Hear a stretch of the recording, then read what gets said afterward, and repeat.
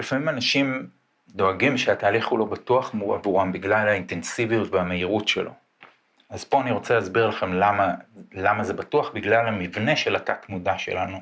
בעצם התת מודע שלנו בנוי משכבות, אוקיי? שכל הדברים הכבדים, הקשים באמת, שלא יכולנו להתמודד איתם, שהם הסלעים הגדולים, ישקעו לתחתית.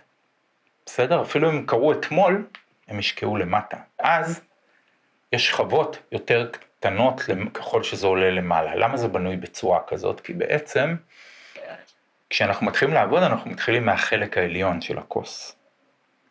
למה זה טוב לנו? כי בעצם זה עובד בשתי רמות. ברמה הראשונה, כל דבר שפינינו מהחלק העליון, נותן לנו יותר ספייס, יותר נשימה. בדבר שני, ברמה השנייה, זה ככל שהתמודדנו עם דברים שהם יותר למעלה, אבל יותר קל לנו להתמודד איתם, אנחנו מתחזקים, כוח החיים שלנו עולה.